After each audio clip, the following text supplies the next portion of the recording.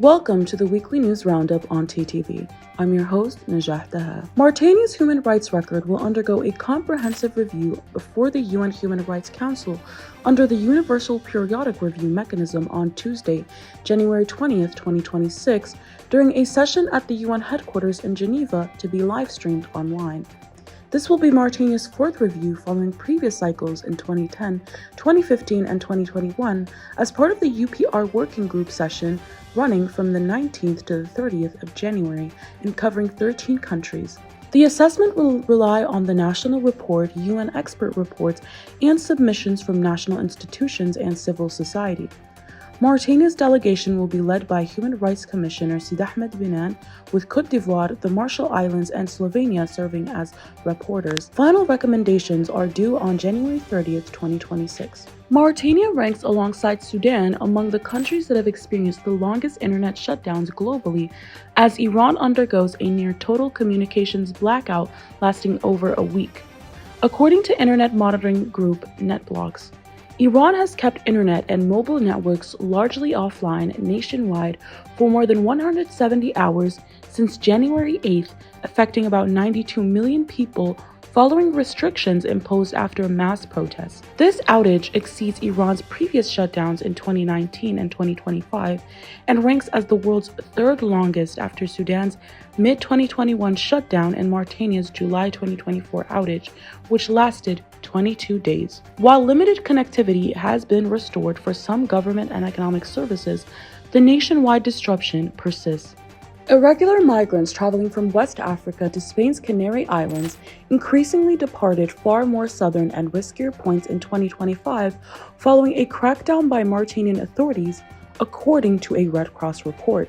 Departures from Gambia more than doubled to 2022 boats in 2025 from 9 in 2024, while 3 boats departed from Guinea, including one from Conakry, on an 11-day journey exceeding 2,000 kilometers. Departures from Mauritania fell by 89% between April and December 2025, while arrivals to the Canary Islands from West Africa dropped 59% year-on-year. Researchers warned that longer routes require more fuel and supplies, making the already deadly Atlantic crossing even more dangerous. Mauritania's fisheries export reached $801 million by the end of last year, an increase of nearly 20% compared to 2019, according to Fisheries Minister Mukhtar Ahmed Husseif. Speaking before the National Assembly, the minister said the sector has seen gradual improvement under the 2020-2024 National Strategy, with 56% of its indicators implemented by 2025.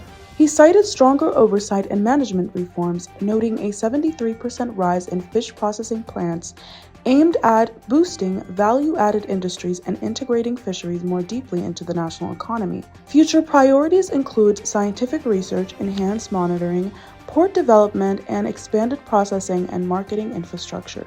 Mauritania has become the world's second largest hub for fish meal processing plants after 2 decades of rapid expansion driven by fast licensing and weak oversight between 2007 and 2021, according to a Mongabay report. By 2021, more than half of the country's small pelagic catch was used for fish meal, with production peaking at 128,789 tons in 2021. Stricter regulations introduced that year led to factory closures and reduced access to raw fish. China accounts for 68% of Mauritania's fish meals and fish oil exports. Authorities now aim to shift toward processing fish for human consumption, warning that fish meal production destroys value and threatens marine resources. Mauritania's Minister of Economy, Abdullah Ould Sleiman Ould Sheikh Sidiya, chaired a session in Nouakchott to review the 2026 multi-sector emergency plan to strengthen refugee resilience in coordination with the United Nations.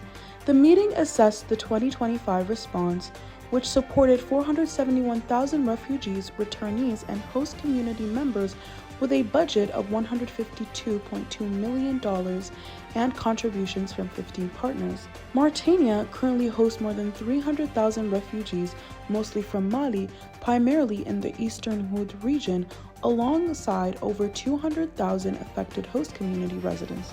Officials stressed the need to combine humanitarian response with sustainable development.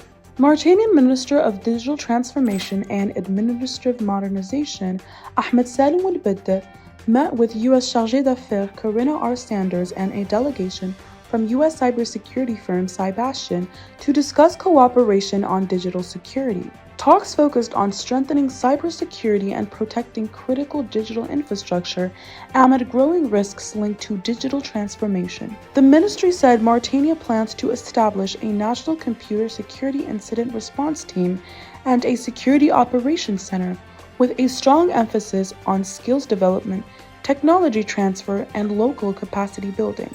End of bulletin. For more details, follow us on our social media platforms or visit our website www.taqaddumi.mr.